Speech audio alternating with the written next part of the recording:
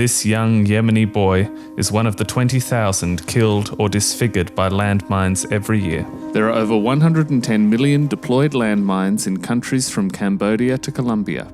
This is Ivan, a demining worker hand-clearing a minefield with the most common method, a metal detector and brush. This method results in dozens of workers killed and injured each year.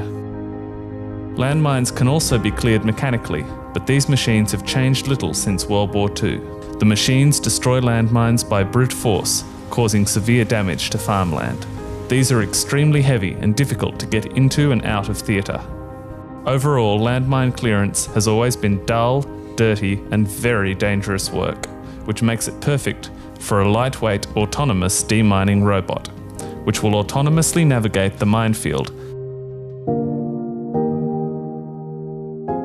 spraying safety lane markers, and detect landmines buried at up to 300 mm depth, even if the only metal is the tiny firing pin, before destroying the landmine in situ by burning rather than detonating, before removing the debris, all without endangering human life. The partnership of Molten-Labs and CSIRO builds off the existing CSIRO platform, an electric utility vehicle fitted with proprietary 3D mapping technology for navigating challenging terrain. We've just completed the first of 5 phases. Phase 1 includes an ultra-precision method of navigation which involves depositing red and white lane markings and following those lane markings to ensure complete area coverage. The vehicle follows its own deposited lanes, overspraying the red danger lane marking with a white all safe lane marking.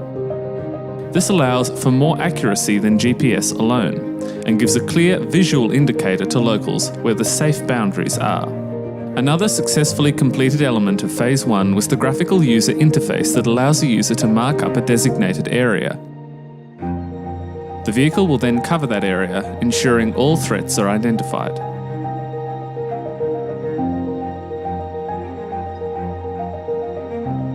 The next step of the joint venture between Molten-Labs and CSIRO is Phase 2, a low-resolution magnetic detector with obstacle avoidance.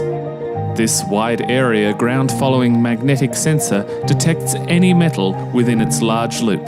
Because of its large area, it allows the vehicle to move forward quickly but still have time to brake if it detects anything.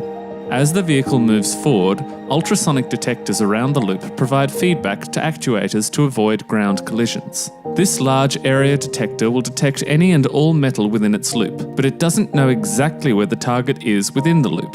That's for a further sensor. The remaining phases are built around an articulated robotic arm mounted at the front of the vehicle. This multi-purpose arm can utilize a number of tools and can reach anywhere within the loop. In Phase 3 of the project, once a hidden landmine is detected within the large area loop, the vehicle stops and the articulated robot arm selects a high-resolution magnetic sensor capable of not only discriminating landmines from metal trash, but also of finally locating and determining the orientation of the landmine. Knowing the mine orientation is essential for the next phase.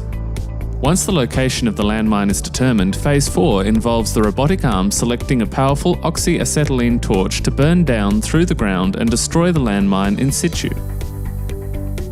This destruction technique is called deflagration, where the explosive material is ignited and burns rather than being detonated.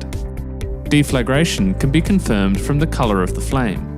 Once the mine has been totally destroyed, only then does the articulated robot arm switch out the torch for a small scoop for removal and cataloguing of the landmine debris.